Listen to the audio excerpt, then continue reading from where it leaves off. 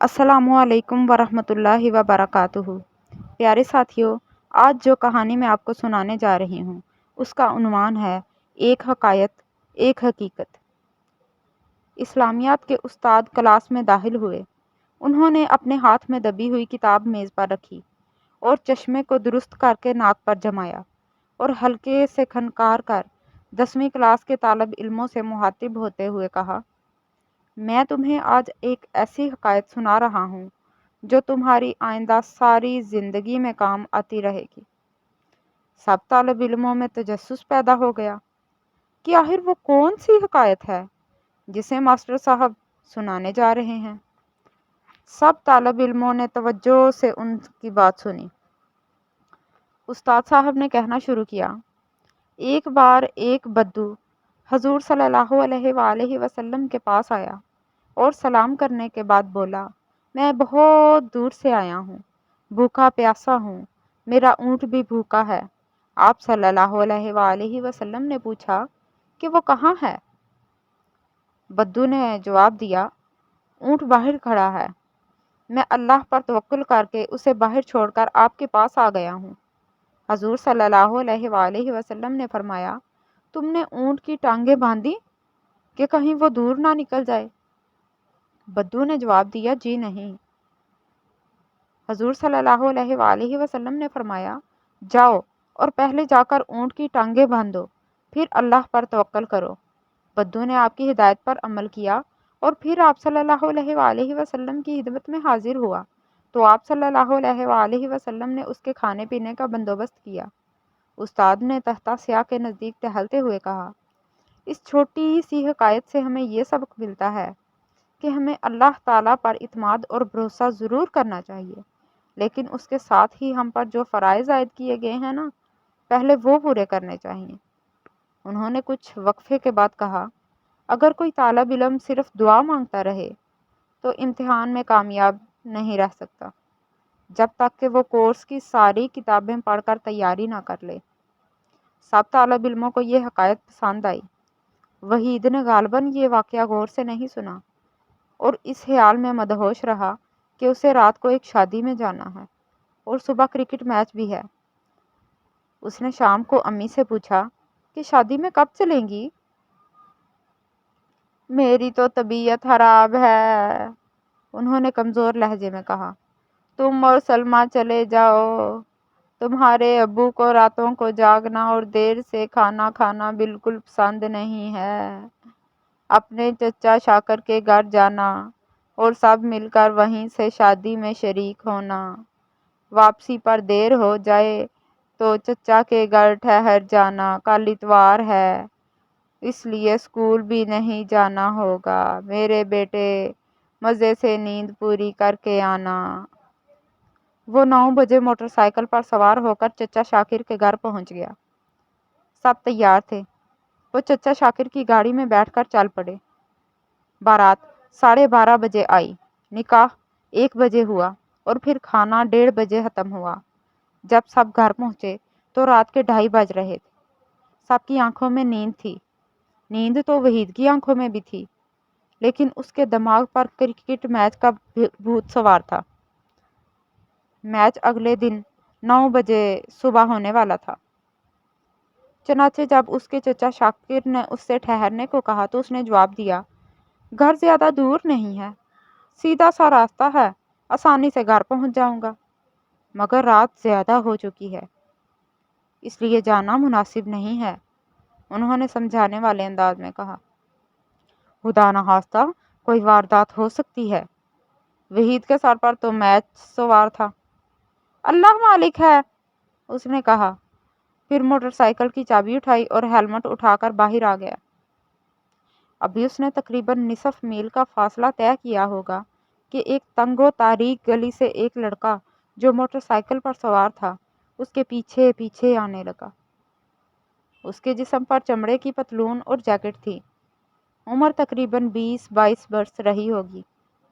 وہ صورت و شکل سے ہی جرائم پیشہ لگتا تھا۔ اس نے منہ سے تو کچھ نہیں کہا، لیکن آگے نکلنے کی کوشش کی۔ وہ لڑکا کافی دور تک وحید کے پیچھے لگا رہا۔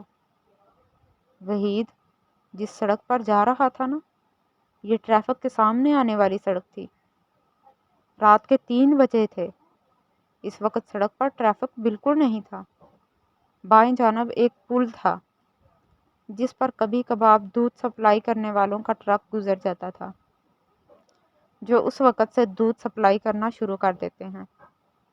وحید کے دل میں قرآنی آیات کا ورد کر کے اللہ تعالیٰ سے دعائیں مانگنے لگا کہ اے اللہ، مجھے حفاظت سے گھر پہنچا دے، تو بڑا غفور الرحیم ہے۔ اس کے دل کی دھڑکن بڑھ چکی تھی اور جسم پسینے سے شرابور تھا۔ وحید نے کئی بار اپنے ہاتھ ہینڈل پر پھسلتے محسوس کیے۔ اچانک سامنے سے اسے ایک ٹرک آتا دکھائی دیا جس کی ہیڈ لائٹس سے آنکھیں چکا چوند ہوئی جا رہی تھی۔ اب وہ اس جگہ پر پہنچ چکا تھا جہاں سے پل شروع ہوتا تھا۔ وحید نے اپنے ہوش سنبھالتے ہوئے موٹر سائیکل کو بائیں جانب گھمایا اور پل پر موٹر سائیکل دوڑانے لگا تاکہ جلد از جلد واپس چچا کے گھر پہنچ جائے۔ وہ لڑکا جو اس کے پیچھے لگا ہوا تھا فوراً ہی اس کے پیچھے نہیں آ سکا، اس لیے کہ درمیان میں دودھ والے کا ٹرک آ چکا تھا۔ رات زیادہ ہو چکی تھی۔ پل کافی لمبا تھا۔ وحید نے سر گھما کر دیکھا، وہ لڑکا اب اس کے پیچھے نہیں آ رہا تھا۔ غالباً یہ سوچ کر کہ اب وہ اسے نہیں پا سکتا، لڑکے نے پیچھا کرنا چھوڑ دیا۔ چچا کے گھر پہنچنے تک وحید نے موٹر سائیکل نہیں روکی اور سیدھا دوڑاتا ہوا چلا گیا۔ اس کا جسم پسینے پسینے ہو رہا تھا اور ہاتھ ہینڈل پر پھسل رہے تھے، البتہ اب وہ اللہ کا شکر ادا کر رہا تھا۔ تھوڑی دیر بعد چچا کے فلیٹ کی گھنٹی بجی۔ جب شاکر چچا نے دروازہ کھولا تو اسے دیکھ کر حیران پریشان رہ گئے۔ پوری بات سننے کے بعد انہوں نے کہا، تم سے پہلے ہی میں کہہ رہا تھا کہ رات یہیں رک جاؤ، لیکن تم نے کسی کی سنی ہی نہیں۔ تم نے حماقت کی نا۔ وحید نے مجرموں کی طرح سر جھکا لیا۔ تیسرے دن جب وہ اسکول گیا تو اس نے اپنے دوستوں کو یہ واقعہ سنایا۔ سب دم بہود رہ گئے۔ جب یہ بات اسلامیات کے استاد تک پہنچی تو وہ وحید کے پاس آئے اور بولے، میں نے جو حقائق جمعہ کے دن سنائی تھی وہ غالباً تم نے غور سے نہیں سنی تھی۔ تم نے اونٹ کی ٹانگیں نہیں باندھی اور اللہ پر توکل پہلے کر لیا۔ وحید نے کوئی جواب نہیں دیا۔ اس کے پاس جواب دینے کے لیے تھا ہی کیا؟ اس نے شرمندگی سے سر جھکا لیا۔ پیارے ساتھیوں، اگر زندگی میں بچنا چاہتے ہو نا تو اس واقعے سے سبق ضرور سیکھنا۔ اور دوسری کہانی جو میں آپ لوگوں کو سنانے جا رہی ہوں اس کا عنوان ہے تم کون ہو۔ یہ ایک بہت ہی دلچسپ کہانی ہے۔ ایک دفعہ کا ذکر ہے کہ ایک بار راجہ بھوج اور اس کے وزیر اعظم ماگ جنگل میں شکار کھیلنے گئے۔ شکار کھیلتے کھیلتے جنگل میں دونوں بھٹک گئے۔ بھٹکتے ہوئے وہ چلے جا رہے تھے کہ جنگل کے اندر انہیں ایک جھونپڑی دکھائی دی۔ اس گھنے جنگل میں ایک جھونپڑی دیکھ کر ان دونوں کی ڈھارس بندھی، یعنی وہ دونوں پر امید ہو گئے کہ چلو خیر، جنگل سے نکلنے کا راستہ اس جھونپڑی کے مکینوں سے معلوم ہو سکتا ہے۔ جب وہ دونوں جھونپڑی کے قریب پہنچے تو گھوڑوں کی ٹاپ سن کر جھونپڑی سے ایک بوڑھی عورت باہر نکلی۔ راجا نے بڑھیا سے پوچھا، اماں، یہ راستہ کہاں جائے گا؟ بڑھیا نے کہا، بیٹا یہ راستہ تو یہیں رہے گا، اس کے اوپر چلنے والا ہی آگے یا پیچھے کہیں جائے گا۔ لیکن تم کون ہو؟ اماں، ہم تو مسافر ہیں۔ اس بار وزیر اعظم ماگ بولے، بیٹا مسافر تو دو ہی ہیں، ایک سورج اور دوسرا چاند۔ تم کون ہو؟ بڑھیا نے تسلی سے پوچھا، اماں ہم تو مہمان ہیں۔ راجہ بھوج نے بات بدلتے ہوئے کہا، بیٹا مہمان تو دو ہی ہیں، ایک دولت اور دوسری جوانی، تم کون ہو؟ بڑھیا نے پھر ایک سوال داغ دیا۔ اس بار دونوں ہی بڑھیا کا سوال سن کر حیرت زدہ رہ گئے۔ تھوڑی دیر کے وقفے کے بعد دونوں نے ایک ساتھ کہا کہ ہم تو ایک دوسرے کے کام آنے والے لوگ ہیں۔ بیٹا، دوسروں کے کام آنے والے تو دو ہی ہیں، ایک عورت اور دوسری زمین۔ تم کیسے ایک دوسرے کے کام آتے ہو؟ تم ہو کون؟ اس بار بڑھیا نے مسکراتے ہوئے کہا، ارے مائی، ہم دونوں تو سادھو ہیں۔ اب کی بار راجہ بھوج نے جھلاتے ہوئے کہا تو وزیر اعظم ماگھ نے ان کا ہاتھ دبایا اور اشارے سے کہا کہ غصہ مت کرو۔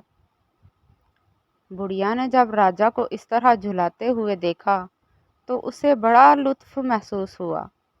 اس نے پھر کہنا شروع کیا کہ سادھو تو دو ہی ہیں، ایک سچائی اور دوسرا بہادری۔ تم دونوں کون ہو؟ ماگھ وزیر نے کہا، بوڑھی اماں، ہم پردیسی ہیں۔ یہ سن کر بڑھیا کی مسکراہٹ میں اضافہ ہوا اور اس نے کہا، پردیسی تو دو ہی ہوتے ہیں بیٹا، ایک جان اور دوسرے درخت کے پتے۔ تم کون ہو؟ اب راجہ بھوج اور وزیر اعظم ماگھ کو بڑھیا کی باتیں سن کر جھلاہٹ نہیں ہو رہی تھی، بلکہ ان کو بڑھیا کی حاضر جوابی بہت پسند آئی۔